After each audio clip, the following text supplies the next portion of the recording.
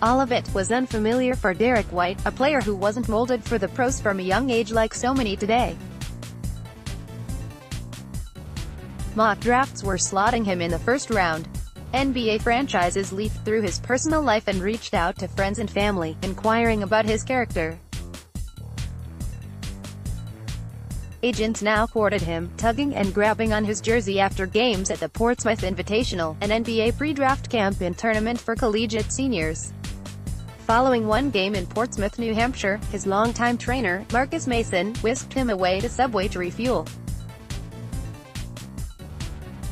He peered at the restaurant's white and yellow letters, reclined in the shotgun seat, exhaled and said, "Thank you." Growing up, basketball served as a hobby, not a lifestyle. When he picked up the sport in kindergarten, nobody could contain him. He could dribble. Others couldn't. He weaved through them like stationary cones. But he was small. A pint-sized hooper powered by skill alone. For nearly 2 decades, barriers outside of his control kept him from the elite ranks. Too short. Too skinny. A Division II star, then Division I. Good, not great. Yet here he was, at the 2017 NBA Draft Combine in Chicago, sharing an elevator with Magic Johnson, the litmus test for point guards. Hypnotized by the Hall of Famer's mere presence, his eyes just lit up and I was kinda nudging him like, "Hey, calm down, calm down." When we got around the elevator and walked around the corner, he's like, "You're telling me to calm down? That's Magic Johnson." "That's Magic Johnson," Mason said. I'm like, "Dude, that may be your boss, so chill out. You gotta act like you belong in the league because he may be your boss." He's like, "I don't care, that's Magic Johnson." Less than 2 years later, White is no longer starstruck by NBA aristocracy.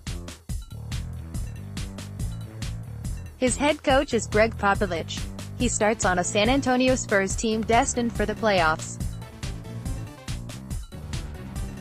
He accepts the toughest defensive task each night, ranging from Kyrie Irving to Luka Doncic, all of which pose unique challenges. This year, it was that moment where it was like, I'm out here playing against the top players. I'm out here guarding the best player on the team. White said. I was like, wow, I'm really out here, I'm trying to make the most of it. Photo by Burt Young, NBA via Getty Images. Flip back to previous chapters of White's basketball novel. Where the word Spurs I wasn't splattered across his chest and he didn't drive a car worth 6 figures, and the gravity of his brief moment with Johnson is revealed. White entered Legend High School in Parker, Colorado, as a wiry, 5'6" guard crowned with a bushy afro.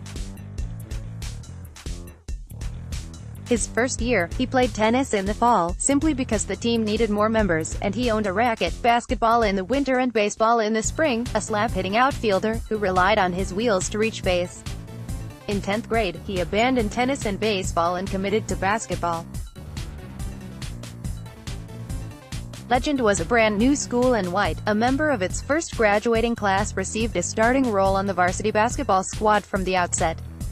His head coach, Kevin Bully, told anyone who asked that White, skilled but tiny, was the team's best player. They'd look at him physically and they'd be like, "Really, that guy?" Bully said.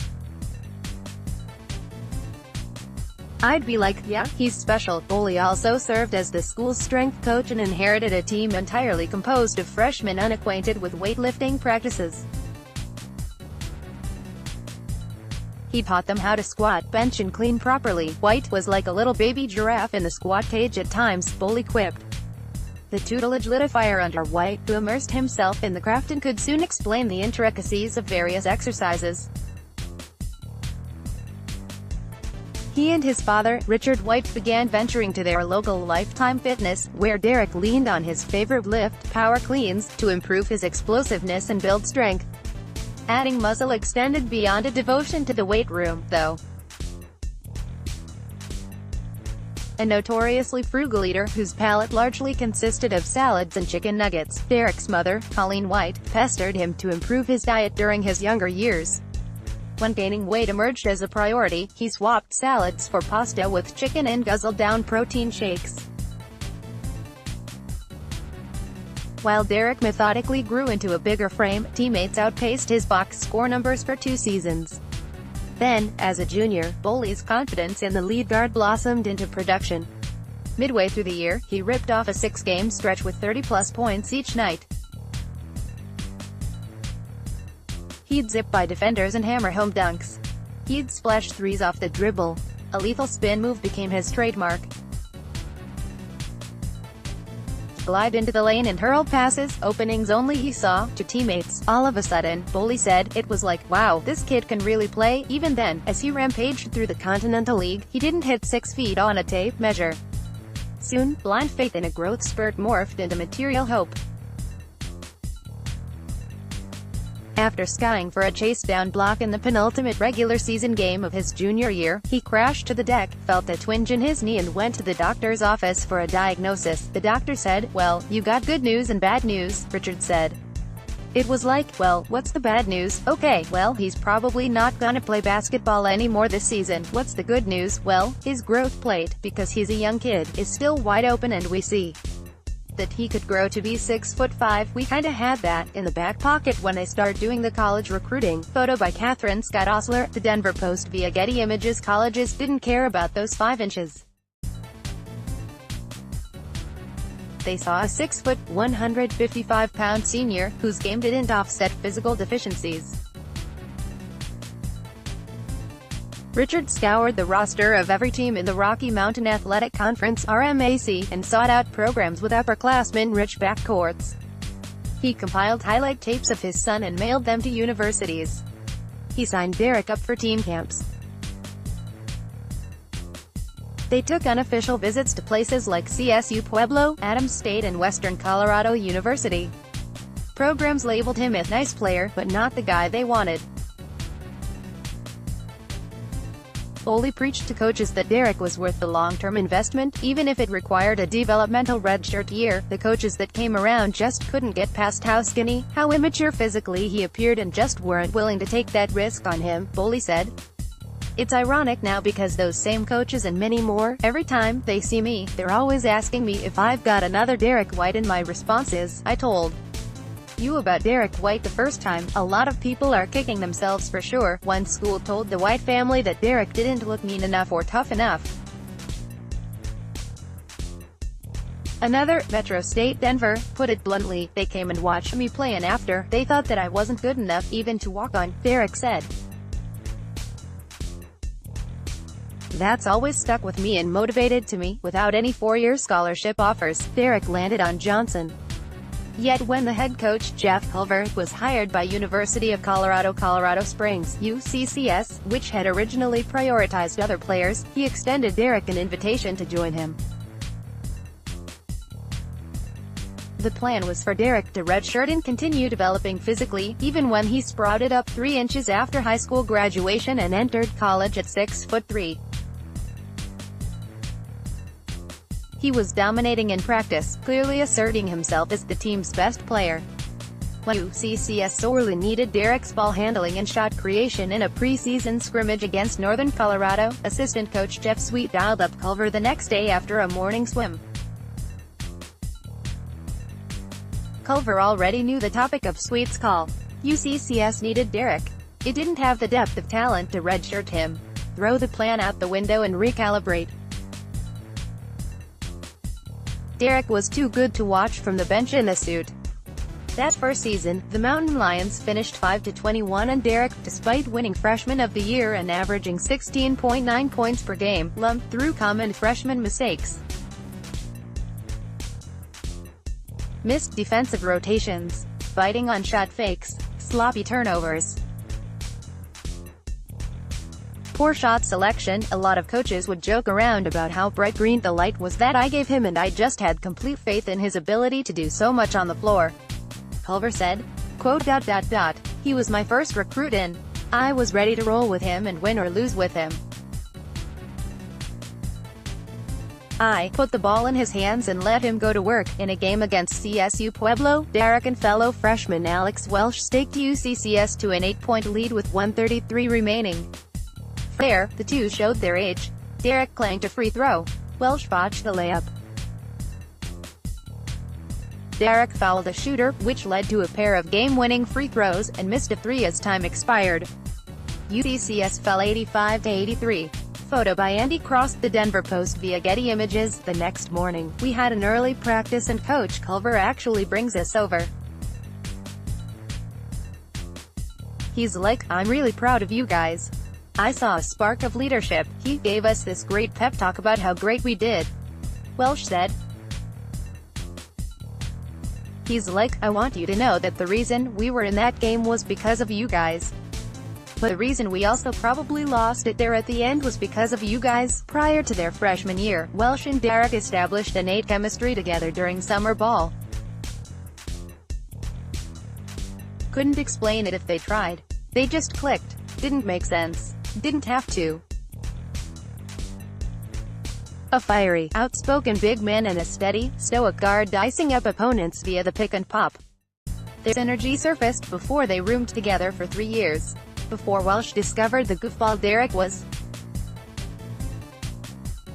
the guy who regularly sat on the floor of their freshman year apartment, draped in a Snuggie, and watched How I Met Your Mother. The guy who was enthralled with Candy Crush, other puzzle games and often spent more time leveling up than taking notes in class, though still received better grades than Welsh.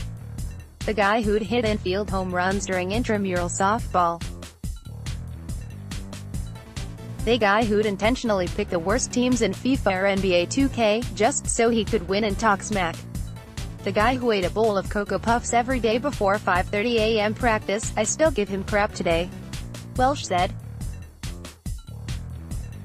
He would eat so slow that his cereal would be mush by the time we were walking out the door. Oh, and he'd argue about anything. He'll argue about baseball. He'll get into it about hockey. I'll be like, "Dude, when's the last time you watched a hockey game?" Welsh said. Quote, "He gets all worked up about players and trades, especially in the NFL. He's out there with his opinions. But he'll argue them until the day he dies. He'll argue with you that he's not arguing." After that downtrodden, 5-21 first year, the duo commandeered UCCS to a 42-15 record, a pair of Division II NCAA tournament berths and an RMSC title over the next 2 seasons. In the conference semifinals against Adams State his junior year, Derrick sprained his ankle, the championship only a day away. He stayed in the pool, iced it, had it worked on by trainers and buried Metro State, the same school that once told him he wasn't good enough to walk on for the crown, with 39 points, 10 rebounds and 5 assists on 11 of 21 shooting, including a long ball from NBA range that broke the game open. Back in the locker room, he donned a bucket hat, aviator shades and held up the number 1, his goofball personality shining through. It was that year Derrick's bravado materialized. He knew he was good. Really good. Too good. But it sparked an argument between him and Mason. He'd let players skate by him, confident he could swat them from behind, likening himself to LeBron James. "I said, that's the dumbest thing I ever heard in my life. You let your guy beat you?" Mason said. In one particular game against Metro State, Mason was being interviewed by then Denver Post reporter Nick Kosmider when Derrick opened the trapdoor for his man. Mason put the interview on pause. He knew a highlight was on the horizon. "He's gonna block this guy's shot," Mason yelled. As his man elevated, Derrick rose up, pinned the ball off the backboard and snatched it with 2 hands. "I've never seen someone do that," Mason said. "To have the mental capacity to say, I can let this guy beat me.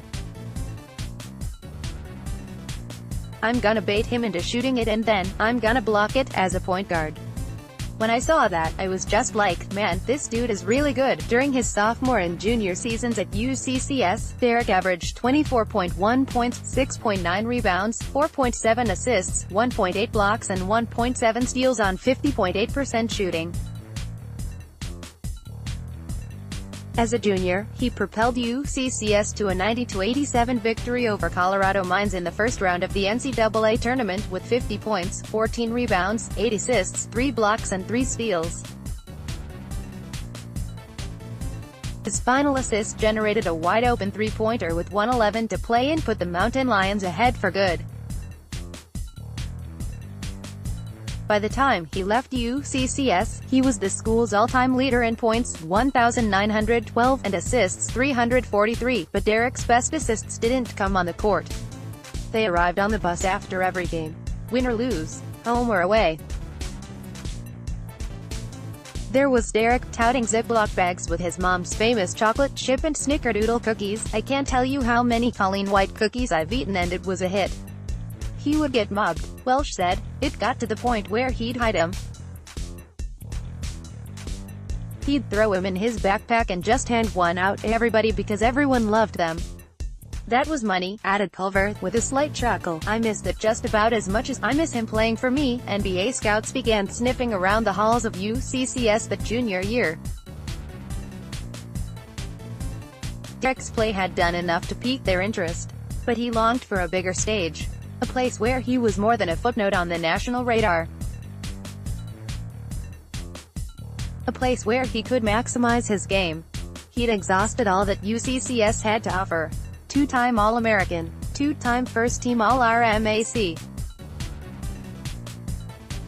2015 RMSC Tournament MVP, he and his camp grabbed a legal pad to scribble down the pros and cons of transferring to the University of Colorado, CEU. Richard thought he should stay, win a Division II title, win RMAC Player of the Year, check off more personal accomplishments. What if it didn't pan out at CEU? Why leave the perfect fit? Everyone else supported the move.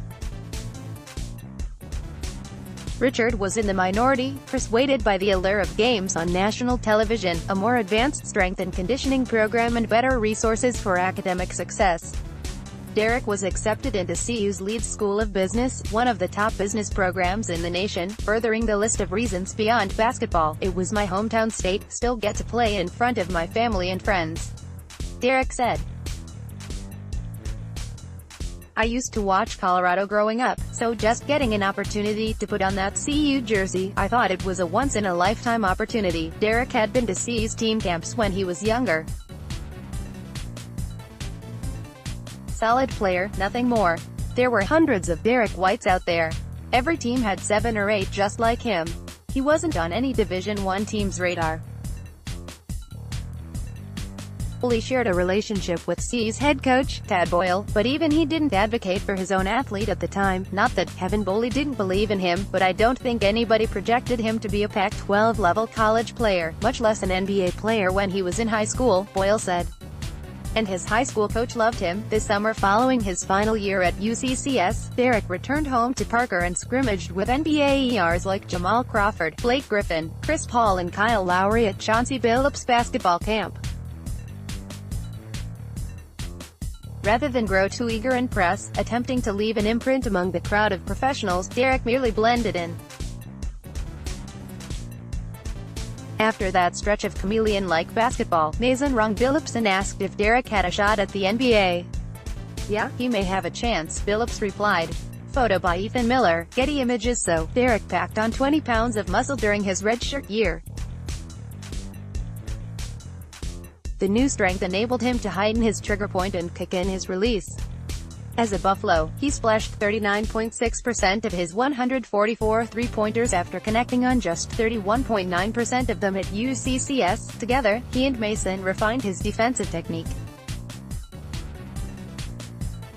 Once a stiff, upright defender who played with shoulders back and lacked leverage, Derrick transformed into a hounding pest, shoulders leaning forward, tucking himself into ball handlers' jerseys. He made the CU gym his second home, spending hours alone practicing a chair drill to refine his ball handling. Set up 4 chairs, begin at half court, perform a distinct dribbling move at each station and finish at the rim. I remember him telling me one time, "I wanna get it like on a string, like I want my handles to be filthy," Welsh said. When Derrick returned to the court for his final season, CU fielded 3 other fifth-year seniors. Derrick was still the best player. Just as Culver did years earlier, Boyle tried slotting him off the ball as a wing. Nope, that wouldn't do. He was too good, a familiar theme. With the ball in his hands, it took us about a year to kinda see that and figure it out. And I see what's happening in San Antonio now. I think San Antonio is realizing now that, hey, this kid is pretty good with the ball in his hands, but what makes Derrick so special is his ability to play both on and off the ball," Boyle said. "He can play with it in his hands, but he can also come off screens. He knows how to play without the ball. He understands spacing. He can cut. But man, when the ball is in his hands, he makes such good decisions. He's gotten better and better in the pick and roll, even from the time he left Colorado. You see his growth in the NBA, and it was much like his growth in our program. It takes us a while to figure out what he's best at, but he's a player that just continues to grow on you every day you coach him. Controlling the reins, Derrick exploded, averaging 18.1 points, 4.4 assists, 4.1 rebounds, 1.4 blocks and 1.2 steals. All Pac-12 first team. All Pac-12 defensive team. 35 points on the road at Arizona State. 31 more against Utah. Another 31 in the Pac-12 tournament against a 7th-ranked Arizona. As we were walking around after the Arizona game, people were coming up. "Oh, your boy just made a whole lot of money tonight," Richard said. Derrick had long been a chaotically effective defender. By design, he rarely guarded the team's best player while at UCCS, programmed to freelance for blocks and steals. His anticipation and smarts were too lethal to pin on one player. At Legend, he dueled point guards to centers, like 6'7" Josh Scott, his future teammate at CEU, when he was only 5'9". Didn't matter the matchup, Derrick would hold his opponent under their scoring average. The Pac-12 was a different beast, though. During his redshirt year, Derrick often darted into passing lanes and plucked steals, only to be chewed out by Boyle. Gambling and wandering might have worked at UCCS or Legend, but it wouldn't here. Players were better, athletes were more dynamic, teams were smarter. They'd recognize those tendencies and exploit them. I'd get this steal and Tad would stop practice and yell at me for it. It's crazy. They're on me defensively. A Welsh remembers Derrick telling him, "I think that he was forced to be fundamental on defense." Welsh said, "I saw that change in him, once entirely left off draft boards." The production at a Division I pit stop solidified Derrick's place in the pros, crescendoing with those invitations to the Portsmouth Invitational and NBA Draft Combine. Draft day should have been calm. Derrick was expected to go late in the first round. Family friends hosted a watch party in Parker. Nervously anticipating the evening's festivities and naturally a doer, Derrick asked Welsh and former CEU teammate Josh Rapine if they wanted to spend the afternoon at a Colorado Rockies game. Under the blue sky in Colorado sun, those hours sped by quicker than fastballs being hurled from the mound. They realized it was time to leave, but highway traffic between Denver and Parker posed a thorny route. On the drive home, stress filled their car. They were late. Derrick rushed to throw on his nicest suit before finally settling in, expecting to be picked somewhere in the 20s. The 20th pick came, Harry Giles. 21st pick, Terrence Ferguson. No worries, teams hovering around the 25th pick had previously expressed interest. Anzais Pasechniks went 25th. Caleb Swanigan was 26th.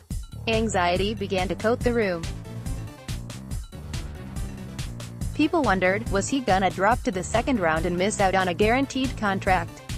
Photo by John Leba, The Denver Post via Getty Images. Derrick appeared unbothered, relaxing with his family. A commercial came on. His phone rang. It was the Spurs with the 29th overall selection, notifying him of his new home. But he wanted to let everyone else find out on TV, so he responded with vague pleasantries in a hushed tone. "Oh, okay, cool, yeah, hey, it's nice to meet you, too. Okay, sounds good. Thanks." He broke the news to his parents and girlfriend, Hannah, who couldn't bottle up the joy, squealing with excitement. It was just surreal that a little kid from the town of Parker, and out of all the other players, he got drafted, Richard said. He was never thought of super highly locally because there were always other kids. It was like, wow, he got drafted, and it was in the first round. It was pretty phenomenal. The paths Derrick traversed to reach this point are atypical. His recipe to breathe an NBA rotation player is simple, though, even if they sound like recycled platitudes. He's never dreaded an early weight room session or avoided time in the gym. When UCCS put him on a strict weightlifting program in his freshman year and flooded his diet with calories, he never complained or stopped grinding. During the off-season, Friday nights on the town don't exclude him from Saturday mornings in the gym. Success, at any stage, hasn't altered his drive. At one point, the Spurs caught him firing up shots the night before a game, a tradition of his. "You can't. It's too long of a season. You can't be going in the night before a game and shooting," they told him. While Derrick no longer wears sweats or basketball shorts every day, a newfound salary has spiced up the wardrobe. This sudden rise hasn't influenced his persona. Bully brought his legend team to the Spurs-Nuggets game at Pepsi Center on deck. 28, Derrick made a point to shake every athlete's hand as they watched warm-ups from the court. He remains a jokester, exchanging funny videos and posts in a Twitter group with Welsh, continues to argue about everything and seeks out any opportunities for competition. He's still the same goofy dude. "You'll catch him lying around, having a bowl of cereal," Welsh said. "He's the same guy, and sure, it's cliché, but it's nice to see that in somebody because, obviously, it's not the case all the time.